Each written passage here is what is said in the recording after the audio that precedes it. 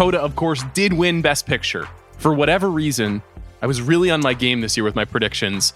But I don't know, was I holding out hope that CODA wasn't going to win? Was there something subterranean in my anxiety about a movie like this winning? I think there might have been, because otherwise I was 21 out of 23 in my predictions, and I feel great about that. But I got Best Picture wrong. I have a message, a direct quote from Amanda Dobbins, who texted me during the Oscars. She said, "You better give Sean grief for getting Best Pick wrong again," and then again is in all caps. And I promised her I'd read the text word for word. You did such a good job on your predictions, and like I know that with my predictions, I got 18 out of 23. Still did get great. Best Picture, That's right? really great. But I know I said when we did our predictions, I said I was like voting with my heart a couple times, but when it came down to it, I was like, oh, but I still want to beat Sean. And so I was like, why did I vote with my heart a couple times? I think you still would have edged me out by one or more, but like those screenplay ones that I voted with my heart, I was like, why did I do that? Anyway, 18 and 23, a reasonable showing. Did not win my personal Oscar pool, but I did get Best Picture right, and I got it right several weeks ago. So I am gonna marinate in that smugness for a hot second. You deserve to. You certainly do. How are you feeling about it now that it's won? Because it seemed inevitable for the last 10 days or so, right?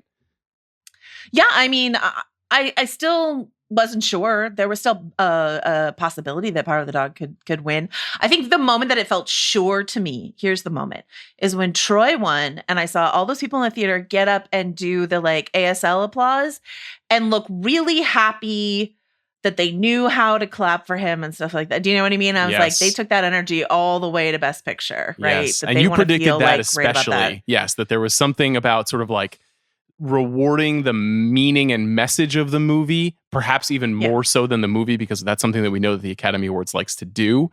I think you're right about that. I think also, obviously, it is a movie that makes people feel good.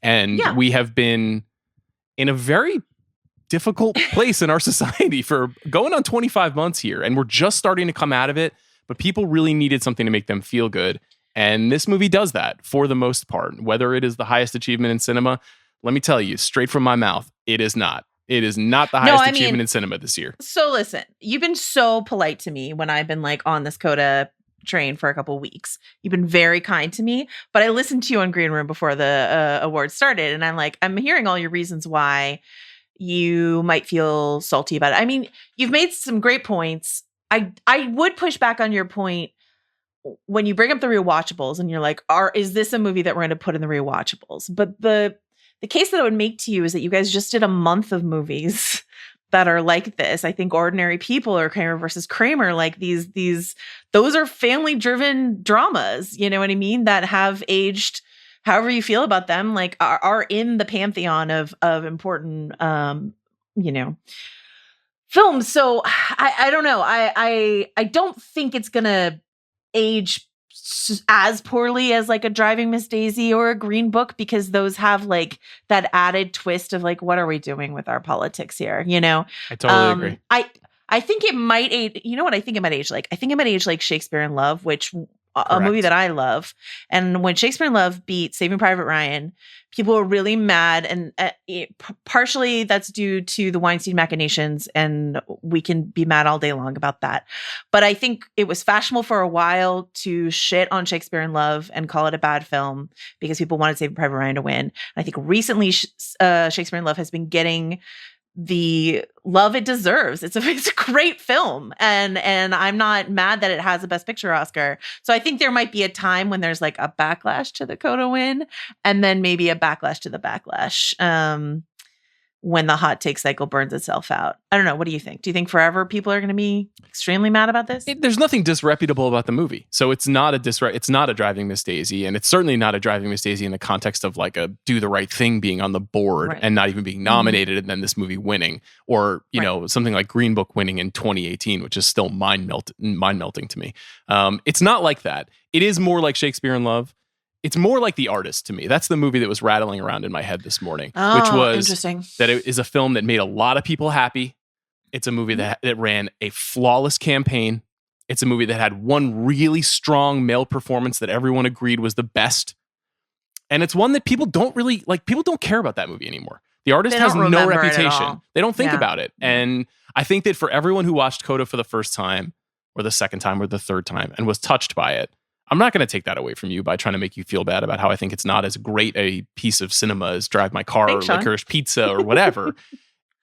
It's just it's just a good movie. And that's all that it is. And the Oscars, to me, is meant to recognize more than that. And so the idea that this is a movie that is nominated for 3 Oscars, won 3 Oscars, essentially because of the way that the campaign rolled out across the month of March in a kind of slow build, I find a little bit frustrating, honestly. I also find the Apple underdog narrative a little bit bothersome. The fact that they're bizarre. This incursion into Hollywood, and they obviously had a tremendous amount of money to spend on their campaigns. So then it pits these 2 giant tech companies against each other in the Best Picture race, and that kind of it de-arts the conversation about the arts ceremony, and I find that disappointing. I'm not so shallow and oblivious to think that any of this stuff is purely voted upon, but this was the story of 2 big machines smashing their heads against each other, and there just so happened to be some really good artists at the center of it. So I that's making me a little bit queasy too. I mean, the thing that I will say about CODA, and no way would it have, won Best Picture under its own steam, but it was at least made as a true indie film, right? Yes. And then Apple acquired it. So there is a tiny kernel of truth to that narrative, even if it has a giant tech machine behind it. And I think, going forward, we are just going to see these battle of the streamers. But I do want to say, just for my own cinemaphile reputation with your listeners who may not be very familiar with me, I do not think CODA was the best picture that I saw last year. And I do not think it was the best picture that was nominated for Best Picture. It did make me feel more than Power of the Dog did. And for that reason, I was pushing behind it. I think I'm just rejecting the binary of that 2-horse race when I look at these nominees, and when I make a comment, when we look back on this 10 years from now, it's not like Power of the Dog should have won and I'm disappointed by that.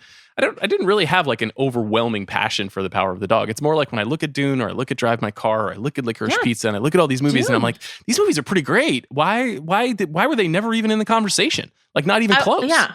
I will say, if it had been CODA versus Dune or CODA versus West Side Story, this would be a very different conversation. I just didn't happen to emotionally, I'm not as out on Power of the Dog as Bill is, who calls it Power of the Nap. I'm not as out as he is, but I am very much in a chillier, I admire it more than I love it space.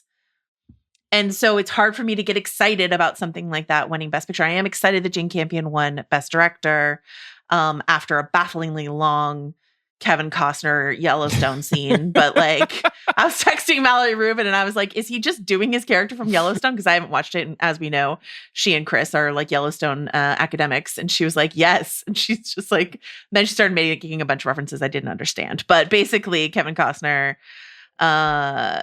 even surprised Jane Campion with his length there. And also we were just waiting for the Will Smith speech. So we were like, Kevin Costner, what are you doing? What is happening?